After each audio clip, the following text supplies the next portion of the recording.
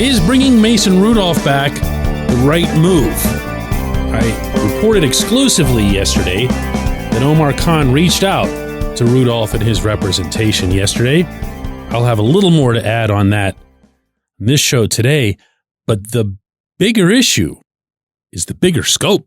Good morning to you. Good Wednesday morning. I'm Dejan Kovacevic of DK Pittsburgh Sports. This is Daily Shot of Steelers. It comes your way bright and early every weekday. If you're into hockey and or baseball, I also offer daily shots of Penguins and Pirates in the same place that you found this. No, the Steelers do not have a quarterback in their employ. Still, as I'm speaking with you shortly before sunrise here in downtown Pittsburgh. But the indications that I received, in addition to the information about the Steelers reaching out to Rudolph, is that when this comes together, it'll all come together. And when this comes together, as it's currently set up, will be up to Aaron Rodgers, the only other name that was mentioned to me in this conversation. The way the Steelers see this, as I was told, they can operate with Rodgers as a 1, with Rudolph as a clear and distinct 2, albeit with the understanding that the 1 is going to be 42 years old before long and probably won't be cemented into anyone's projections as a 17-game starter. And from there, the number 3 can be a younger guy, a project, somebody that you really like in a later round of the draft, or maybe that you pluck from some other team via trade, but something that at least puts someone, anyone, in line toward the franchise's future. And as I think we all can agree, that's not going to be one magical individual. It's going to take a bunch of different guys, a bunch of different kids, I should say, and having at least one of them emerge from that pack over time. So to absolutely everyone who bombarded either the emails or the commenting sections in this general direction with, "No, we don't want Mason. No, Mason, no. Look how far the team has fallen." And you're acting as if he's being brought here to start, which also means that in the 3 whole paragraphs that I invested in the written form of this news yesterday, there's a disturbingly high percentage of you that didn't get that far into this article. Is this damage control by Khan and the Steelers? Of course it is. Were the Steelers exposed as not having a real live plan B entering this process? Of course they've been. I can't imagine how anyone wouldn't see that as being flagrantly obvious right now.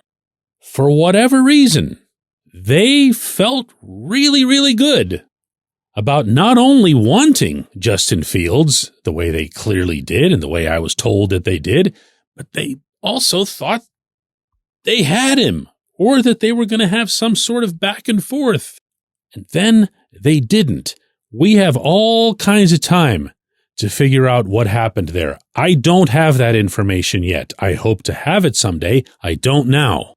Part of the reason for that is that, well, kind of like them, I'm more focused on what's being done to actually get a quarterback now, because that's where they are. They don't have time for regrets or lessons learned. They just have to go and get not a player, but several players to be part of this. And one of those has to be a QB1 level talent, a QB1 experienced veteran, because there aren't other options right now.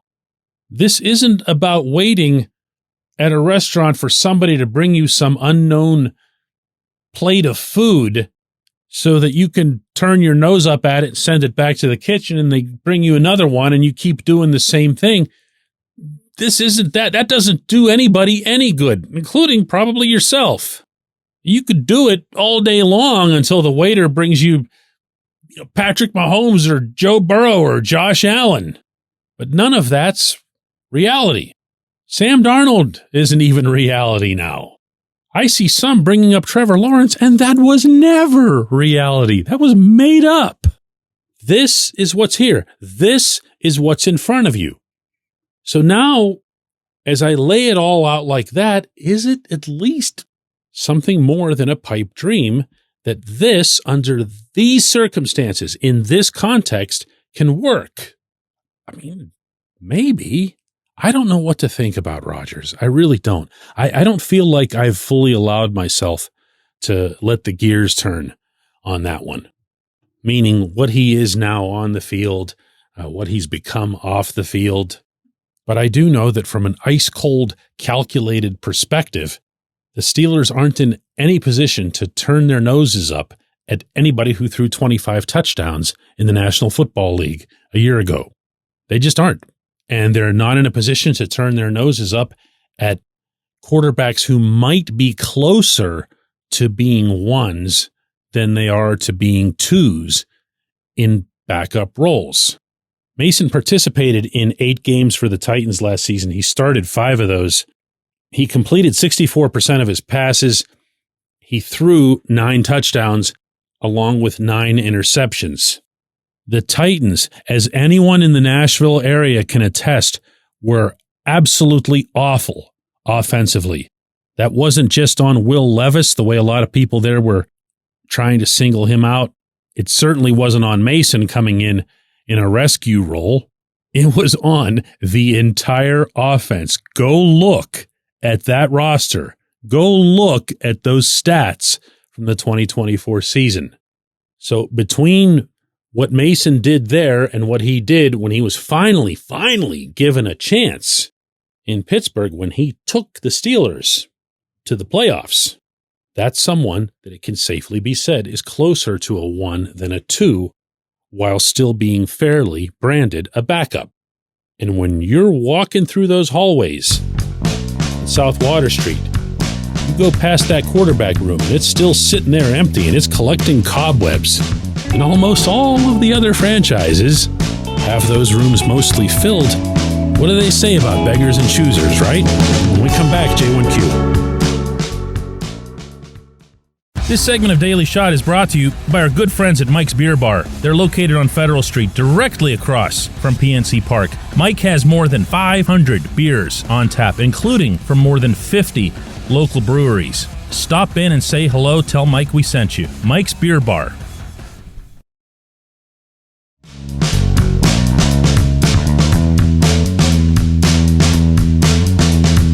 Today's J1Q comes from Stanton Smith, who says, DK, here's my best shot at a question that's not influenced by my current frustration.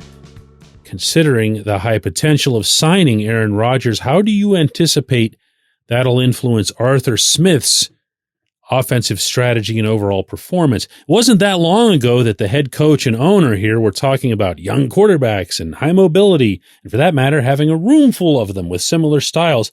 It also seemed as though Smith wanted to stick with Justin Fields during the season. Will Smith be okay with Rodgers at quarterback? You know, Smith wanted Fields to remain his quarterback. He'll make no secret of that. He thought good things were building, both in terms of performance and the overall schematics of the offense.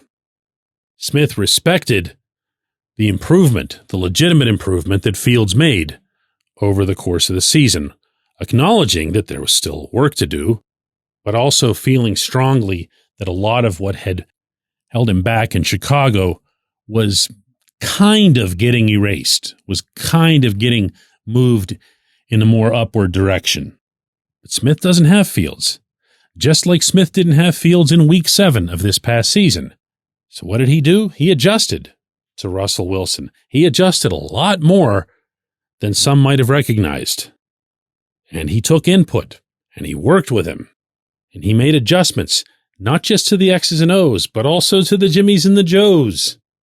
There was different application of personnel. There was a different approach in different key situations. There was a whole lot more of the moonball. And there's nothing at all uncommon about that. An offensive coordinator especially at the top level, and there are only 32 of those jobs in the world, has to be equipped but also ego-free enough to work with the older quarterback when they come into your employ, and especially when they're put into a starting position. Those older quarterbacks, aren't going to make a whole lot of natural flowing adjustments to what you're doing. They're too far along.